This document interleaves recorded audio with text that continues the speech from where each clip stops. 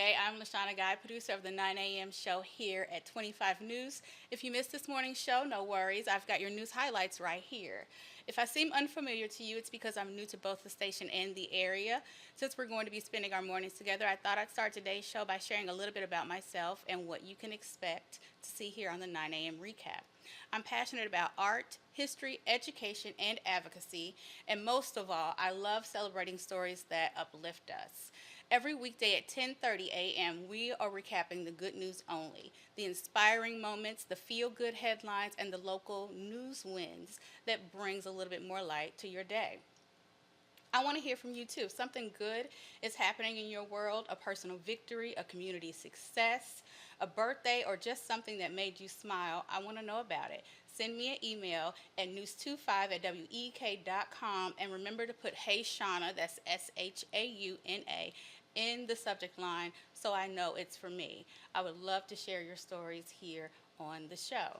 For now, let's get started today with something good. Now, we talked a little bit about yesterday and last week about themes and how they kind of tend to run throughout the shows that I produce in the mornings. So today we're going to talk about compassion and grief on today's show. So let's start with a pet memorial garden that is bringing some healing to pet owners. I'll pull that up for you just a second here. So Pet, losing a pet can be painful, but one Humane Society board member wants people to know that there can be space to grieve that loss and make room in your heart for new companions. Eric Haas lost his dog Holly and wanted to do something to remember and honor her. That turned into a memorial garden complete with landscaping and flowers. And in this space here in Peoria, people can meet pets at the Humane Society and figure out if they're a good fit for their family. I thought that was really sweet. I thought that was very compassionate. Out of loss can come love, and that's proof that even goodbyes can bloom into compassion. So our next story is no less compassionate. This is about a family in Ohio. They travel from Cleveland. The father is Brandon Korwowski, and his children, Leo and Lily, 10 and 8, and how they traveled to Minneapolis to serve an unexpected picnic in Pearl Park on Sunday morning. Now, Pearl Park is just across the interstate from the Annunciation Church where the tragedy happened last week.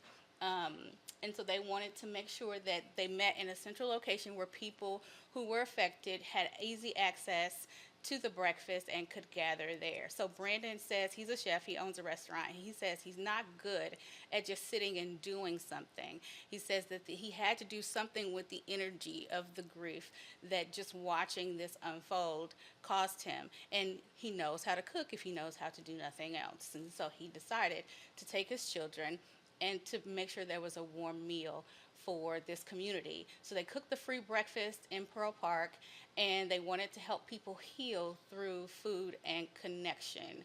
So families were able to linger and find small joys on the somber weekend, because sometimes comfort food is more about comfort than food, and kindness has a way of feeding the soul. So our next story is about a stranded deaf traveler.